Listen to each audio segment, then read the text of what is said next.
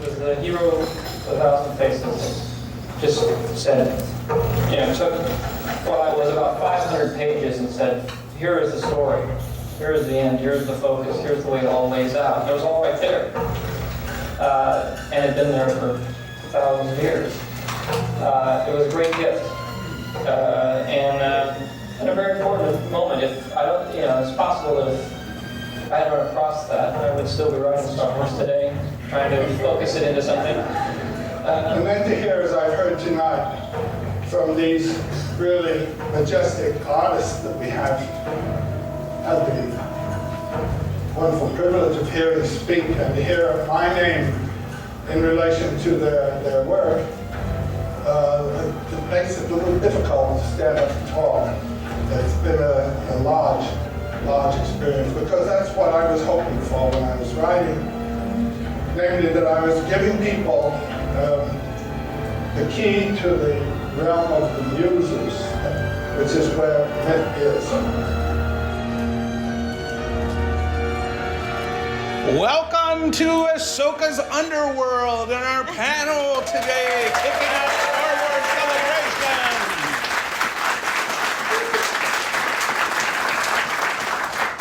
My name is John Booker. I'm the executive director of the Joseph Campbell Foundation. If you don't know who Joseph Campbell is, he's the last guy that just spoke on the screen there. He's no longer with us, but he was someone who wrote a book called The Hero with 1,000 Faces. Some people refer to the ideas in that book as the hero's journey.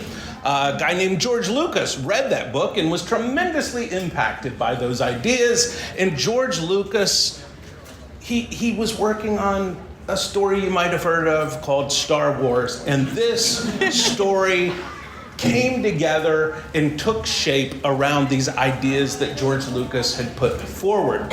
So today, I am so thrilled to be joined by my co-host in this panel, Marie-Claire Gould of What the Force podcast.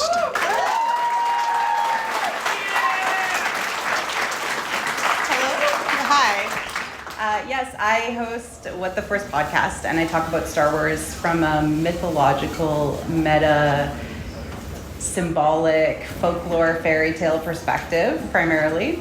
And what I really love about mythology and talking about this is that sometimes it actually gives us insight into why the stories that call to us, like why they're so important to us, and actually what they mean from a psychological perspective, because it's all tied together. Mythology and psychology is all tied together, and it gives us a lot of insight into our own experiences as humans.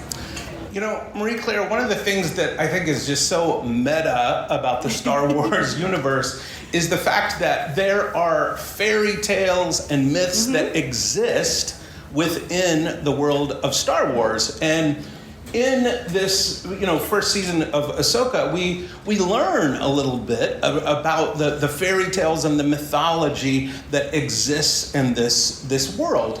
And I think, one of the things that you and I both really connect on when it comes to mythology is the idea of underworld journeys. Yes. And especially feminine underworld journeys. And there's a long history of these feminine underworld journeys. Give us just a couple of those. Yeah, so we've had a lot of them actually within Star Wars themselves. Rey has a really good one throughout the course of the sequel trilogy. But if you go back to sort of mythology, Maureen Murdoch, who was heavily influenced by Joseph Campbell, talks about the journey of Inanna, which is a Sumerian myth, where she descends into the underworld to meet her sister. And her sister is the goddess of the underworld, and she is sort of stripped away of all of who she thought she was so that she could actually transform and take on a leadership role within heaven to be leading the gods. And it's a really important myth because it mirrors a lot of women or feminine thinking people's journeys into adulthood, especially. When we journey into the underworld from a metaphorical perspective, from a symbolic perspective in story, what happens is we die. That's the most important thing. Metaphorically, we die. We are transformed by experiencing a death. And then we are reborn. And it is miraculous, and it's how we transform. This is all symbolism and metaphor. But in the stories like Star Wars, sometimes it happens literally. People experiences death, and then they come back from the dead. And it allows us to see the symbols of our life in the stories that we love. Sometimes they come back as Force ghosts. Yeah, too, yeah. Sometimes different actors play those Force ghosts, but we won't talk about that. This is not a panel about that.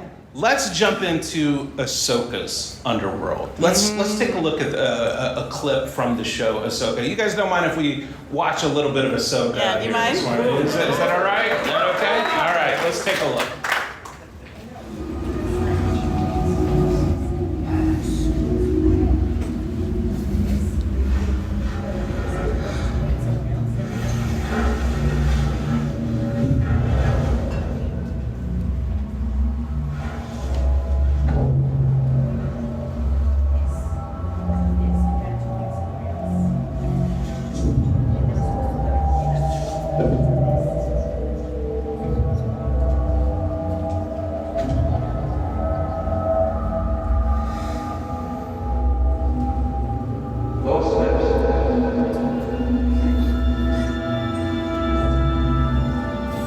Master?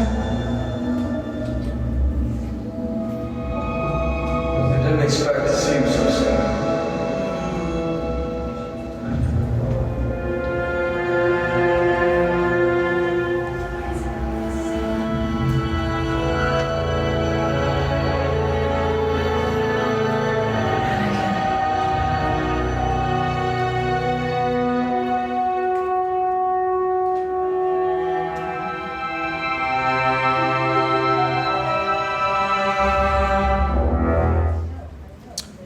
Wow. Anybody, by the way, see Hayden Christensen on the stage before we came in? How great was that, right? Well, there's something really interesting that this initial meeting with Anakin sets up in the show. Yes. And you were talking to me about what you had seen in this meeting. And it kind of blew my mind because you started talking to me about different versions of the hero's journey that Joseph Campbell Yes. talked about. Yeah, Sure. so traditionally we think about the hero's journey as this adventurer's journey. You're a hero, you're off to go into the cave and fight the dragon. But there's actually another journey that Joseph Campbell talks about, which is called the spiritual warrior journey. And it's actually a journey into the self. And that is exactly what is happening with Ahsoka in her experience in the world between worlds, which is that she has fallen off the cliff and she has descended, and she is facing sort of all of her fears and also all of the things that she needs to confront to grow beyond who she was before. And oftentimes this happens through a step called alchemical union, or union of opposites, it's often called. And the result is that you face your mirror opposite. You find that you are not actually different from your opposite.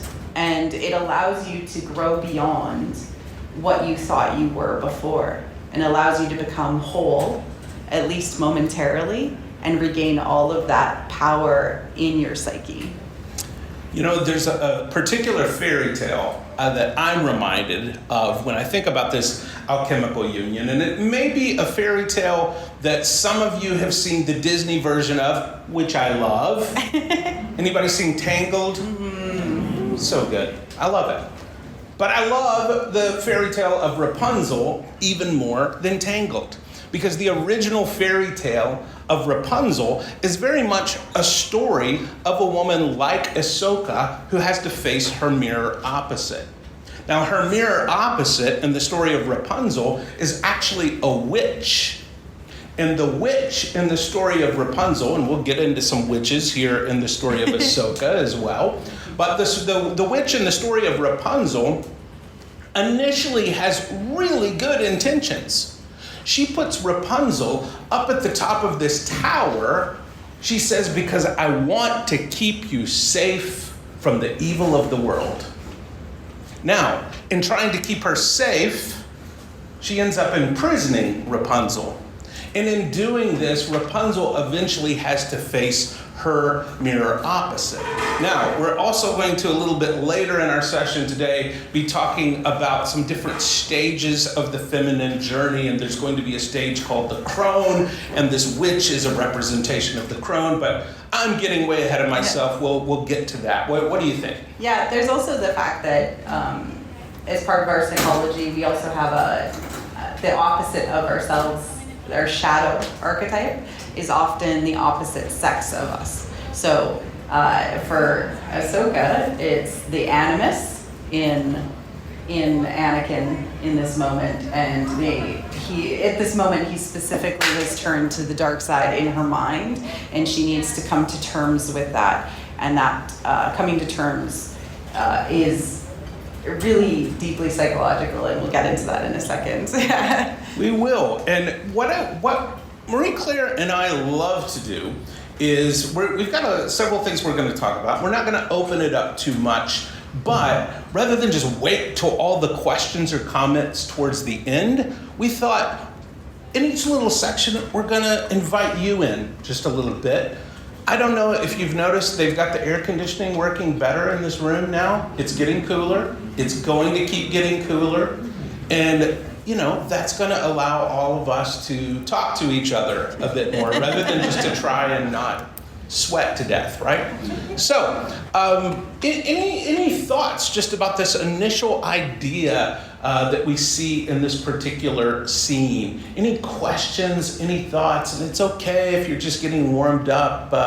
This may be your first panel here at Celebration. I see that hand in the back of the room. Yes? Yeah, I was going to say, I remember when I was watching this, it's fantastic scene, we all love it. But I always was more struck, rather than Anakin operating as the shadow, the opposite, as a psychopomp, someone guiding Ahsoka through the journey of self-discovery and away from self-incrimination. Oh, absolutely. Yeah. As you say, in the previous thing, Balin Skoll does such a good job of pinpointing her fears and the legacy of Anakin and what she might represent. So it's rather than, and this is just me. No, you're totally right. He tries to guide her quite gently into her past experiences through all of the trauma, especially that she's experienced in the past. Very much that descent. Anana is stripped of her clothing, and Ahsoka is stripped of all of her past trauma until she kind of is very frustrated and doesn't want to go further, and then he fights her. Much, sometimes your shadow becomes quite angry because you're denying it. That's a really good question/comment. And for those who have really good questions/comments, I've got a Joseph Campbell Foundation Ahsoka patch for you. Come on up and let's give him a hand. Here's the thing, though. If you ask a good question/comment, you get one for you, and you get one to give to someone else out in the audience. So I see this. So thank you very much. Excellent. Now that you know there's treats involved, it might motivate even more questions, comments. Anybody else? But I see this hand. Yes. Yes. Hi. It's interesting seeing this scene in Ahsoka versus the first time we see the world between worlds, which is in Rebels. And it upon my mind a little bit upon seeing this scene and comparing it to that scene in Rebels, where world between worlds in this scene it's more of the Underworld as you all explained, but in Rebels it's interesting how it's almost viewed as that plus a obviously portal between other realities, other time warps, almost like a multiverse of a deal. But we do also see that Underworld journey go through with Ezra when he sees the scene where he loses Kanan and Ahsoka tells him to let go. Yeah. And I wonder if some of that is coming back with Ahsoka too in this scene as well. So you can go through multiple Underworld journeys. life is a cyclical nature. You're living, you're good, and then symbolically you die. And everyone's experienced this. Sometimes you go through depression, or everything is really, really hard. And once you can move through that period of time, you can come out the other end and come back to the land of the living symbolically. With Ahsoka and Ezra, so specifically, the world between worlds, as Davis talked about it, is like the wood between the worlds in of course, Narnia, sorry, thank you. It's more like the realm of the gods. It's in the Force. That is the world between worlds. And so when you die in Star Wars, you go into the Force. You're one with the Force, and that is why we meet her here. So sometimes it will look more pleasant to somebody. I believe Yoda actually sort of giggles, laughs at what Ezra sees when he first goes in there, because they probably see different things based on what their interpretation of the Force is from their own lens. And Ahsoka was brought into the world between worlds from Ezra, and so it probably looks this way because that's what Ezra showed her. I really like this question too, because it gets us into this idea that Joseph Campbell talked about of liminal spaces. Yeah. Spaces between worlds, or spaces between spaces. And one of the things that Joseph Campbell said was that within liminal space is where the greatest amount of transformation happens. And part of that is because there is some sort of grinding of the character of that person in order to bring them to a better version of themselves. Liminal spaces are the worst, though. They're painful, they're terrible places. I love how liminal spaces are often portrayed in Star Wars as these cavernous, dark places that is where transformation takes place. I often think about in Empire, when Luke, is on Dagobah, and the cave that he's going into, that liminal space there is where the true transformation of his character is going to take place. Excellent question/comment. Come get your patch. Great job. Give her a hand. One for you and one for someone else. All right, thank you. Absolutely. Hey, look at there. All right. That was a win. Yes, I see one other hand here. We're going to take one more, and then we're going to move to the next section. Yes, please. So in this scene, we've got adult Ahsoka and adult Anakin facing off against each other, but she also goes back into her past and becomes child Ahsoka, and has to sort of come to terms with that. Is that also common in facing the shadow self, like going back to your childhood and coming to terms with what's going on there? So oftentimes the underworld or spiritual journeys are written in the language of dreams, right? So if you feel like you need to revisit something, or the character needs to revisit something from their childhood, they might actually experience that sort of experience or be put into that. So just like having a nightmare about you being a child again, it's very similar in this circumstance. Didn't study for a test. Yeah, exactly. Or, was a child soldier in the Clone Wars. Yeah, the child is such an interesting archetype in and of itself as well. And the idea that Marie Claire brings in with dreams, and how often many of us dream of experiences that we had as children, I think it's significant, especially in a variety of different Star Wars contexts. And Joseph Campbell said that myths are basically public dreams, and dreams are private myths. And I think there's a lot to be gained from that idea that we have this communication that's happening on some sort of subconscious, larger level. Love that question, love that comment. Come get your patch. Give her a hand. Excellent. One for you and one for someone. Love it across the room. Very nice, very nice. All right, let's take a look at another clip from Ahsoka.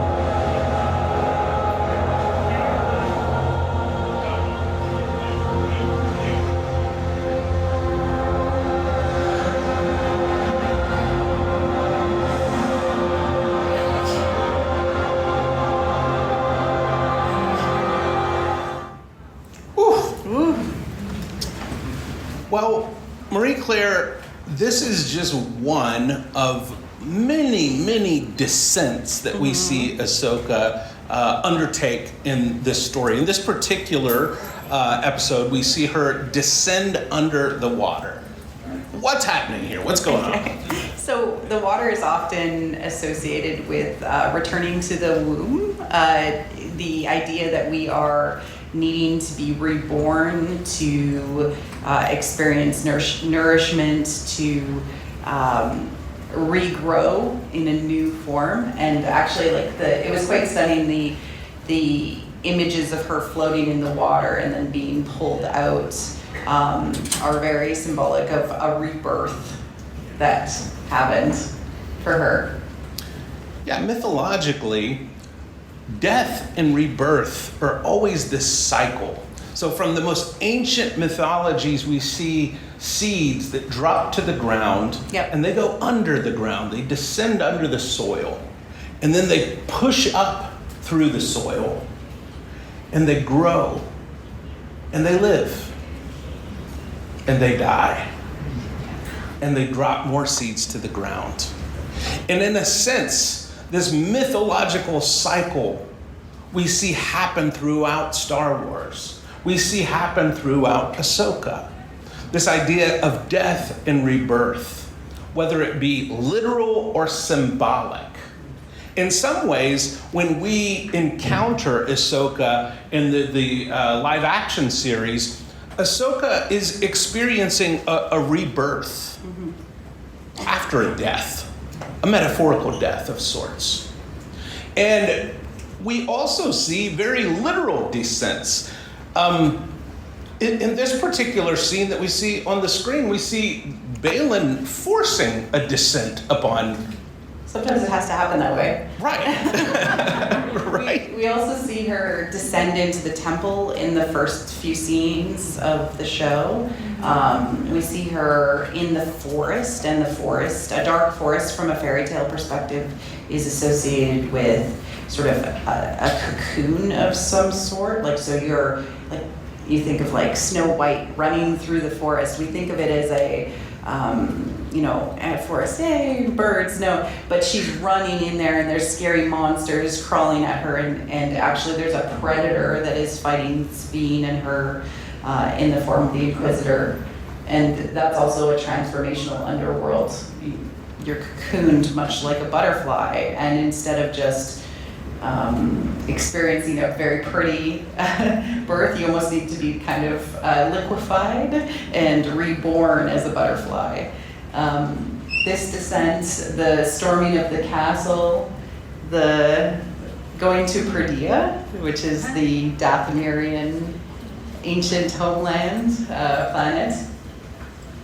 All of these sort of indicate that she needs to keep on descending and descending and descending until she picks up all of the things that she needs to learn to do what? What does she need to learn, do you think? Well, this is a great question. I think it's a perfect question to open up to the audience here. I saw a hand pop up immediately right here in front of us. Yeah, I was just thinking this episode, specifically in that scene, Anakin asks her, live or die, and kind of takes her back, like you said, through all of this trauma, and she has to keep forgiving herself. And I also remember he says, you're more than that because I'm more than that. So she kind of had to forgive him, or forgive herself for what he did, for what that happened, to be able to then come to it and forgive herself and choose to live. Oof. Absolutely, yeah, that's great. Be careful, we're going to put you up here on the panel with us. That's really, really good. Come get your patch, please. Excellent. Yes. Great job. One for you, one for someone else there. Yeah, I see other hands. Marie Claire, yeah. Right. It seems like a lot of kind of this transformation stems from a lot of things. One of those things being trauma. Is there like specific ways that trauma is involved with the rebirthing process?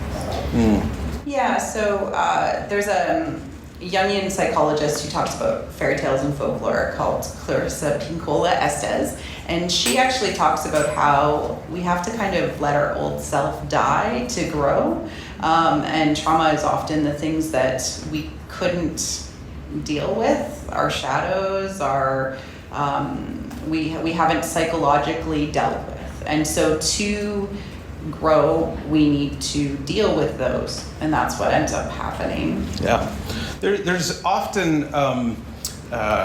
one of the ways that it's being thought of when it comes to like what we might call fairy tale psychology right now is there are just a few basic stories that many of us end up telling ourselves as children about ourselves. And one of those stories may be, I'm bad. Everything I do is bad. And so we spend the rest of our life trying to prove to the world that we're not bad. Another one of those stories may be, I'm worthless. And so we spend the rest of our life trying to prove to the world that we're worth something. Another one of those stories may be, I'm not important. So we spend the rest of our life trying to impress upon the world, that we're important. And so those very simple stories that take seed as children often tend to create something inside of us that is a story we keep telling ourselves over and over and over and over again. And I think with stories like Ahsoka, it's one of the reasons that a story like this resonates so deeply is we see the humanity of these characters where these characters have had a traumatic experience and they keep living out the same story over and over and over again. Wonderful question. Come get a patch. Thank you. And Ahsoka herself, she talks do you want to live or die is the main question of especially this main journey. And she's associated herself so much with death from the Clone Wars, and it's really important for her to figure out how to live again. And that's actually a big archetypical step in the movement between sort of being if we're thinking about the three major feminine phases, maiden, mother, crone, in moving into a mentor or crone phase is that you have to choose to live beyond what you think is useful. She's fighting the galaxy's problems at the start of the show. She's trying to prevent Thrawn from returning instead of sort of mentoring the next generation to do their journeys. And so her journey is very tied to what Sabine needs, which is hard. Yeah. You, by the way, bring up something that I think is so important, that she's got to figure out how to live again. Yeah. And again, this idea that Joseph Campbell put forward, he once said he didn't believe that people were so much looking for the meaning of life as much as they were the rapturous experience of being alive. And I think that's what in many ways Ahsoka is after is what is it to live? Yeah, without being a soldier, without being That's a right. hero, without being all of the galaxy's expectations on her. That's right. That's right. I think we got a couple more questions we should get to here. We got some discussion here. I'm going to go to the back here. I see. Yes, you. Yes. I just wanted to note, talking about Star Wars more in general, that the rebirth has been part of the Star Wars mythos very much from the beginning. Yes. We start in A New Hope, where Luke, Leia, and Han and Chewie jump into the trash compactor, and that's very much in the Yes. And the walls close in on them and Yes. squeeze them out. And you also will note that before that point, Leia and everyone else are very much arguing, and you're a little short to be a stormtrooper, oh, I've got to save myself. But they work together a lot better after they go through that intense experience together, and they are reborn as a functioning group. Oh, That was great. so good. So good. That is patch-worthy for sure. Please come up. While she's coming up, this gentleman has had his hand up, and I would love to hear what he's got for us. So, if we look at a lot of nothing exists in a vacuum. If we look at, like, let's say the past 20, 30 years, a lot of us are collectively dealing with trauma. Yeah. And as we are looking through stories about how do we deal with trauma, how do we move forward, we're using the mythos of Star Wars to help inform people on how can we move forward as ourselves. Like if we look at Hercules or a lot of the other mythos, which helps inform people on how to learn and evolve as humans. And we have the trauma of birth, the trauma of the world around us, not getting into specifics. And how do we deal with that? And what is our inciting incident, where we have Ahsoka's inciting incident being a child soldier? And then how do we deal with that? And then we can take the lessons that we learn from how Ahsoka deals with it and transfer that to our own life. Yeah. Exactly, yeah. So I often talk about how when you see a scene like this and you feel it in yourself, it's resonant, like it vibrates on a specific function that only speaks to your own psychology because you see something in the moment that really speaks to you. And that's the thing about Star Wars is a mythopoeia, and the biggest mythopoeia we have right now in our society is that it's able to communicate to us in that way. Yeah, I really appreciate your comment here, because I believe that is why I have stayed so deeply connected to Star Wars throughout my adult life. I'm 52 years old now. I saw the original trilogy in the theaters. Like I've been a lifer for it. But Star Wars has become a lens to allow me to work out how to solve problems in healthy ways in my life. I actually did my PhD dissertation on Star Wars and Joseph Campbell. That's awesome. I did.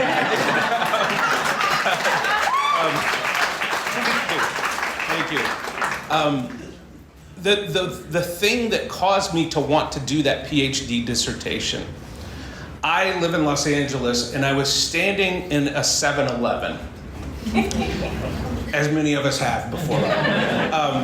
I was standing in a 7-Eleven, and I was going down to teach in downtown Los Angeles, and there was a long line of construction workers in line ahead of me at 7-Eleven, all getting cups of ice and water and things like that. And the guy in front of me in line at this 7-Eleven, I noticed had a Rebel Alliance tattoo on the back of his arm.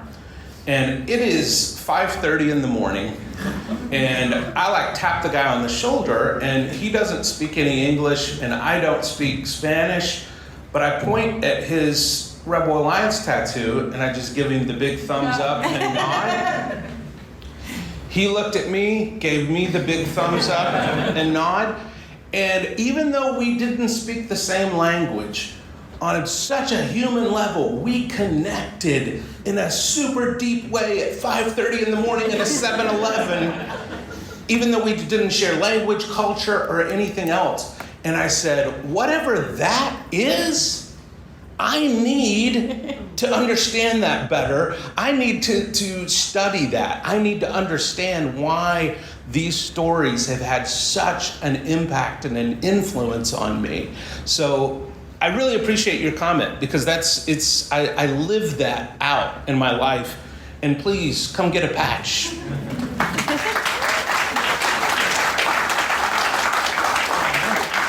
You're the best. Thank you. Love it. All right, let's move to the next section, and I promise we'll get to some other hands. I'm loving all the engagement. Some of you, I'm seeing hands over here. Don't worry, we'll get there.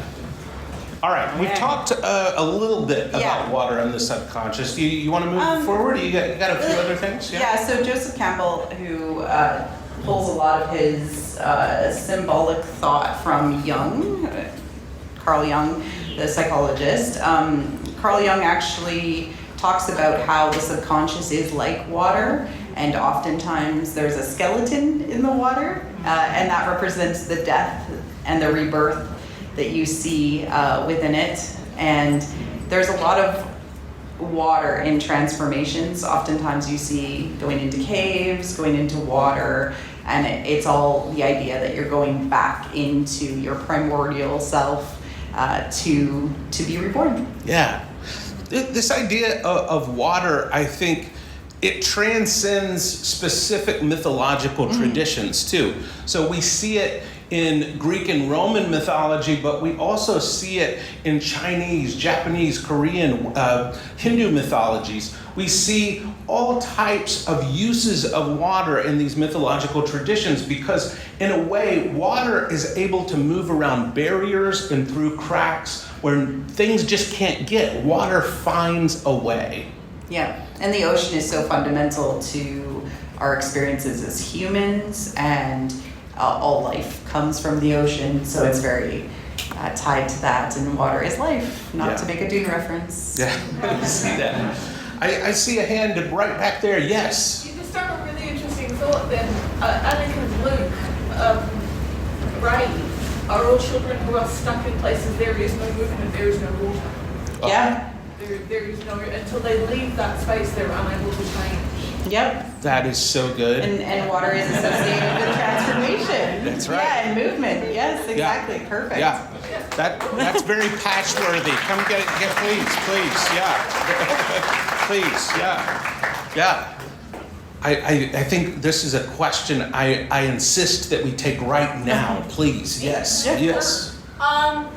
Just to add on to that, do you think that's why Luke chooses to go and live in the islands when he's older, so that he could be close to the water, close to the movement? Yes. Also, do you think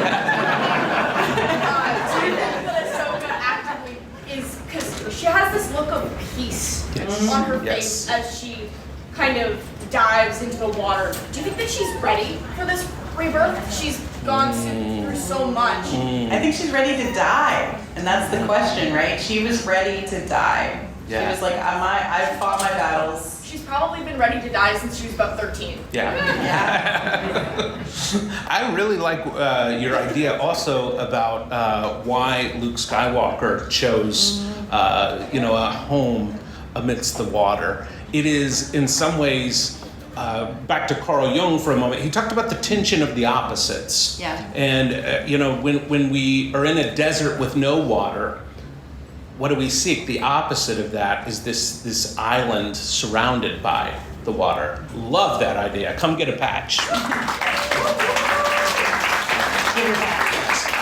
I see this hand in the back. Yes.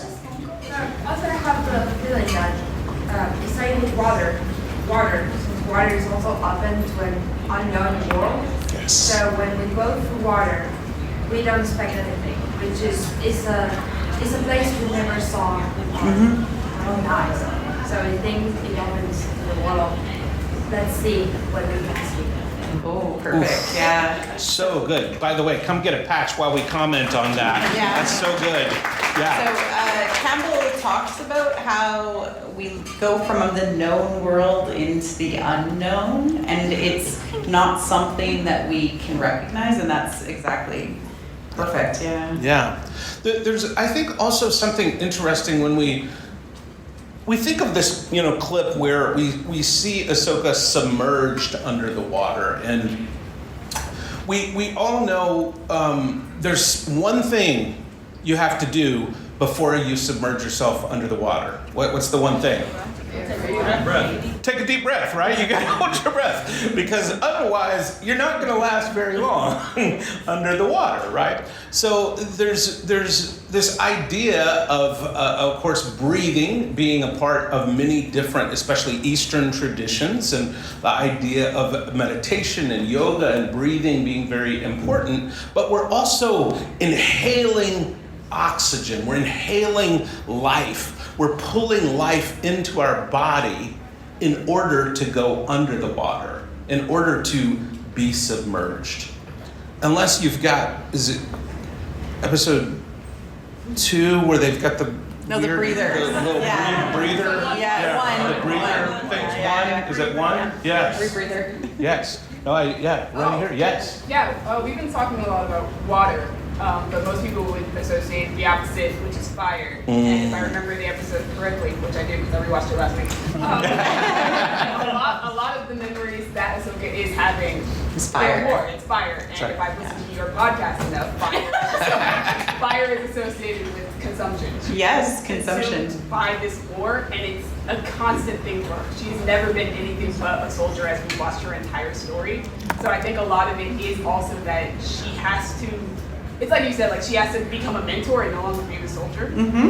So she has to face the fire in order to be reborn in the water.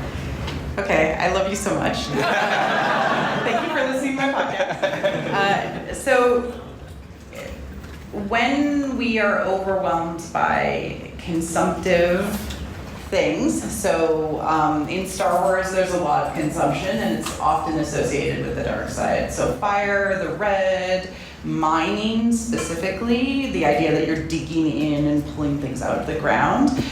What you need to balance that out is creation, or an opposite of that. You need to create, you need to regrow. So consumption is that death cycle, but you need to be able to create, to grow again, to be able to come back and live. And a cycle or an environment that is out of sync will only be consumptive. There will only be consumption involved in that cycle. And so the dark side, or the Empire, or the Sith, they are all about consuming. They're all, especially in the books, they're often described as hungry, right? There's a hunger because they're greedy and they want just more and more and more. And to balance that out, you need to have creation, water. So good. Yes, love it. We've got to take this question because you're right there together. And you're on the same length exactly. Just speaking from like a duality perspective, you and I were having similar thoughts. I found it interesting that her transformative moment with water, when her mentor actually, through his most transformative moments, were met by fire. Yeah. Both on like just with Obi-Wan, and then actually very at the end, what Luke was able to bring to him. And I find it interesting on the flip side when you have Luke and then you do have Rey. Luke's most transfer moments were actually very air-based. You have him in Cloud City, and then you have him at the very end with Kylo Ren, and in a sense, he's just gone into the air. Whereas Rey is the opposite of that. Rey, you get her buried, and her transfer moment, she's busting out. So that's. Ooh, I love it. I love that. That is good stuff. Good stuff. I love this room. I love it. All right, we're gonna move forward to one next thing. Hold your questions. We're coming to more questions. Oh. We've got to get to this idea. Now, Marie Claire, what are we looking at here? I see there's a scene here that Sabine is looking at a really interesting symbol, And I feel like I've seen that symbol somewhere before. What am I looking at? This is the trifoil, which is often associated with the tri-goddess motif, or mother, maiden, crone, which we talked about a little bit earlier on. And those are associated with the three main feminine life stages that feminine people go through. So you start out as a young woman or a maiden, you move into a mother or a queen phase, and then you end with a crone or a mentor phase. And it's really important because we actually have three versions of those people in Ahsoka. We have Sabine as a maiden who's experiencing her first real foray, going into being a hero and facing the world, and she's seeking her other half, which is representative of Ezra in this. And we have, of course, Hera, who is full mother mode, mother general. I mean, aren't we all? And we have Ahsoka, who is faced with the weight of the galaxy for so long as a leader as well as a hero, and needs to move into mentoring others and finding what life is like after you try to save the galaxy for many, many decades.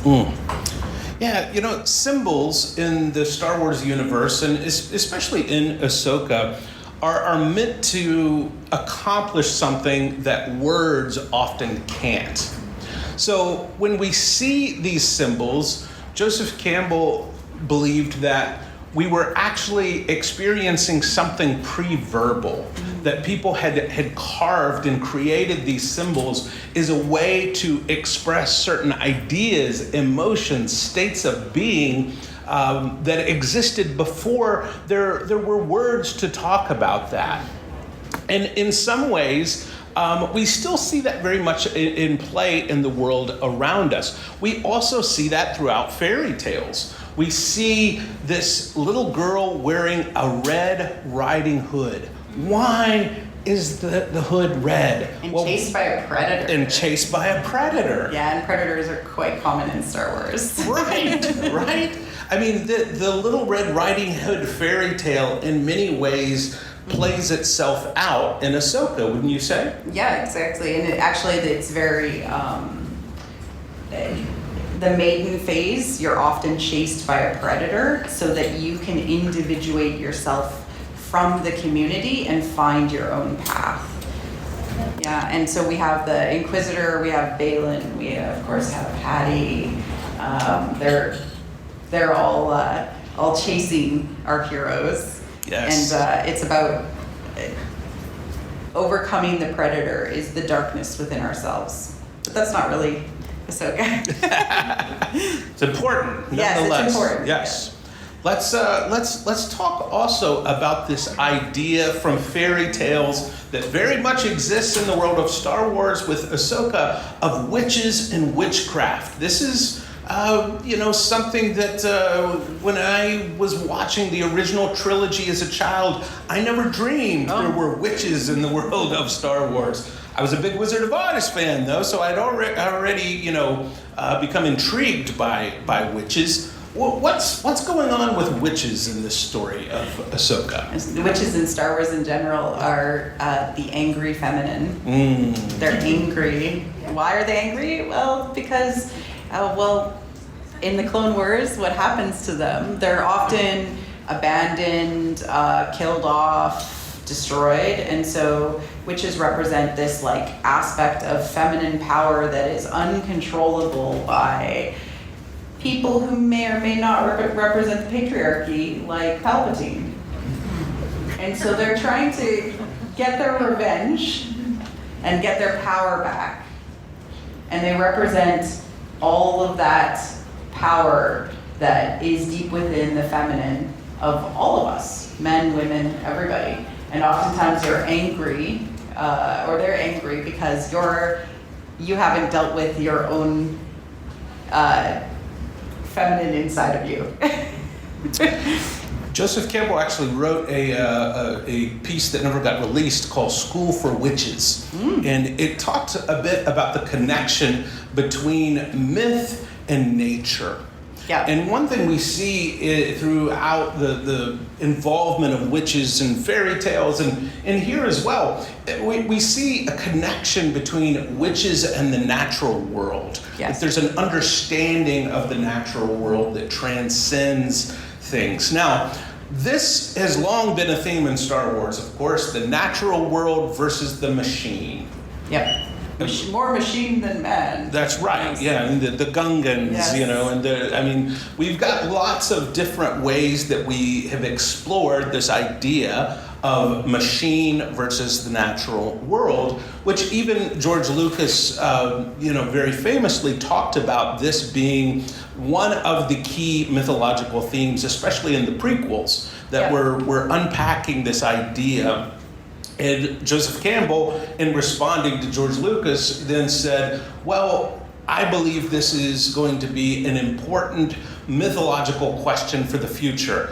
And if you're watching anything about artificial intelligence right now, this is a pretty important mythological question for the future right now. So I think this is one of the ways that we see, all of the Star Wars stories in general, but specifically Ahsoka acting as a mythological lens for the world that we're living in right now. Absolutely. Yeah. I see that hand, sir. Yes. Yeah, is the witches, in this context, Dathomirian witches, I would say this would be Ahsoka's shadow self, because if she's unable to incorporate, her mentor or the Force in a positive way, then this is what she's in danger of becoming. Correct? Yeah. Absolutely. In her own dark power. Yeah. Yeah, and also, I think we often tend to, thank you, great question. We often tend to think about these characters as being, well, I should be like Ahsoka and not like the witches. Right. But in a sense, these stories are about characters that exist all inside of each of one of us. Inside of you is Ahsoka. Everyone has an Ahsoka and also a Vader and also a Palpatine and also a Sabine. We have all of those characters inside of us, and the story itself is just a lens that we can view ourselves through. Yeah, absolutely. There's one more thing I want to make sure we get to before we run out of time, and we're coming to your question next. I promise you, you've been so kind to be patient. We will come to your question next. Oh, yes. We've got to talk about... Yes! Got some Space Whales fans.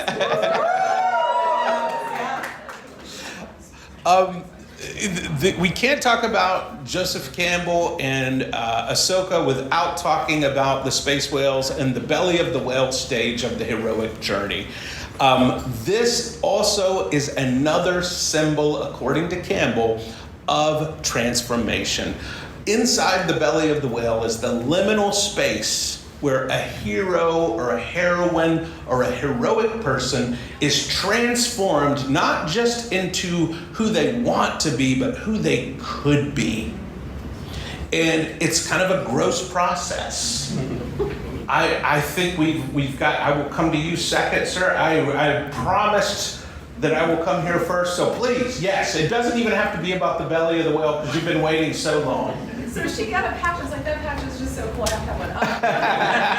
Yeah, there's so many things people have said that keep making me think of new ideas. But so talking about Ahsoka as like her psyche, like doing analysis in that way, and kind of like what is her journey. But zooming out and sort of thinking of like what is this mythology for all of us, and like to me, I always loved Ahsoka because she represents sort of the symbol in a way of like. So it's like when we're trying to face our shadow and integrate it, what does that actually look like? How do we actually integrate the opposites? You said something about like alchemy and a chemical union.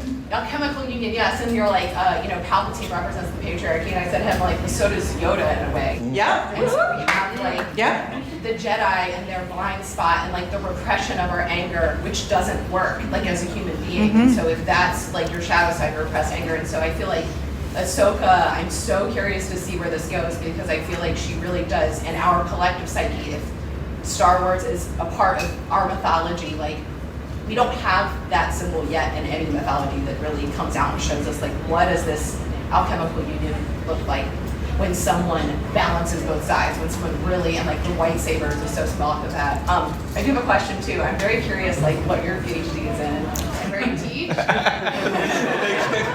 Thank you for asking. I have a PhD in mythology and depth psychology. And I graduated from Pacifica Graduate Institute.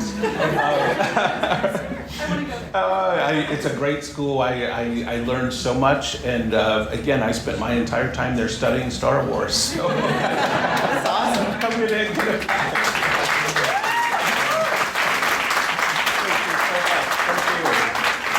I saw this gentleman right back here that was really, really excited to share. Please. Beginning, we talk about water, the rivers. For me, it was the evolution of the force. Now she needs some time to go outside the water. Now she's the next level, the more force of the earth, and now she can communicate to an evolution with history. And what the force to go outside. Oftentimes in the spiritual journey, you end up with miraculous powers as part of your transformation. When you successfully have an alchemical union, you experience something called apotheosis, and it is when you're filled with miraculous energy, and because she is now Ahsoka the White, she can actually call the whales and go into a new version of the Underworld, where she goes to Perdia, which is named for a moth, which is also a transformational symbol, which is the dead world, which is very Underworld-esque, and she's going there to rescue those who are stuck in the Underworld. And that is really, really important, because if you can't get out of the Underworld, you become a villain. So good. Anakin, stuck in a walking coffin. We have 2 minutes left. We're going to go to one last question on the front row. There's one last question.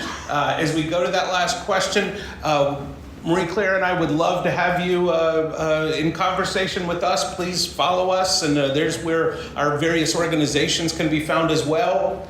Yes, sir. So you talked about the belly of the whale, and I just wanted to say that sometimes the belly of the whale can also be a 7-Eleven in Los Angeles.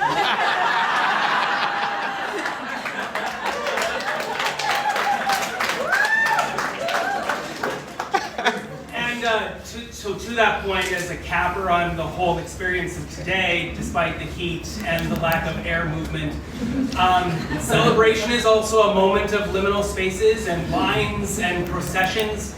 And as so many people have tried to say, take the moment today to meet the person next to you, because the liminal space you are in can be a transformational one. Oh, what a way to end!